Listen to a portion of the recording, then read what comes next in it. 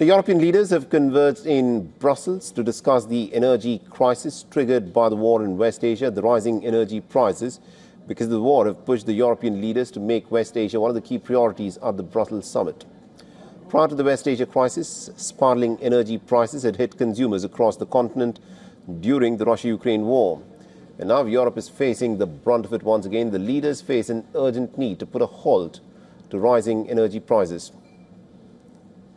Many leaders continue to resist the American President Donald Trump's calls to send military assets to help secure the Strait of Hormuz, while the European Commission says that member states can use several financial tools to ease the prices. The German Chancellor has said that the EU will not open the blocked sea lanes in West Asia while hostilities are still ongoing. And then there is a lot we can do, including opening up sea lanes and keeping them clear. But we won't do that while hostilities are ongoing. We'll only do that once the fighting has ended.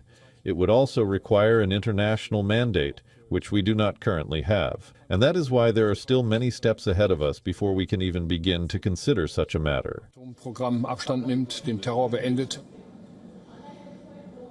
So Italy's Prime Minister Giorgia Meloni has announced a series of measures to combat energy price hikes and also to help consumers.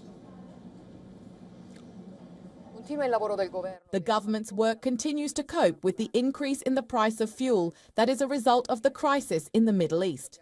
From the beginning, we activated all the measures available to assure the transparency on the prices and to intervene with the finance police and the antitrust in case of anomalous hikes at gas stations.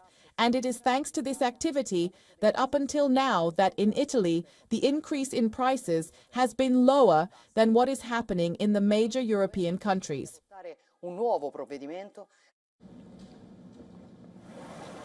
The Austrian Chancellor has said that Europe would not be blackmailed into joining the Iran war. This as he's ruled out any Austrian intervention in the blocked Strait of Hormuz. The NATO Secretary General Mark Rutte has backed the US-Israeli attacks on Iran and has said that allies are now discussing amongst each other on how to handle the closure of the Strait of Hormuz, calling the Gulf Passage crucial for the world's economy.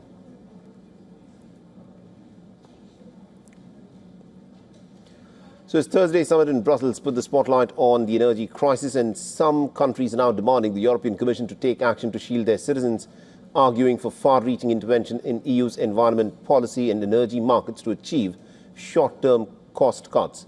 Others are pretty adamant that the EU must preserve its existing rulebook and focus on long-term measures. And I earlier spoke with our correspondent Will Denslow, who joined me live from Brussels. Listen to what he had to say. It's certainly significant, and really there are two components to look at. First of all is the political pressure we've seen from the Trump administration urging some of its allies, including those here in Europe, to do more when it comes to involvement to try and get the Strait of Hormuz back open for shipping, to try and ease some of those energy concerns that you rightly mentioned. However, we've heard from a number of European leaders really putting cold water on that notion. We've heard from Friedrich Merz, the German Chancellor, saying that there'll be no involvement until the guns fall silent. Kaja Kallas, the EU's top diplomat, saying that they need an exit, not an escalation when it comes to the war. Significantly as well, Antonio Guterres, the UN Secretary General here in Brussels, he's called for Israel and the US to halt proceedings to stop the situation from escalating further, also urging Iran to stop attacking its neighbours.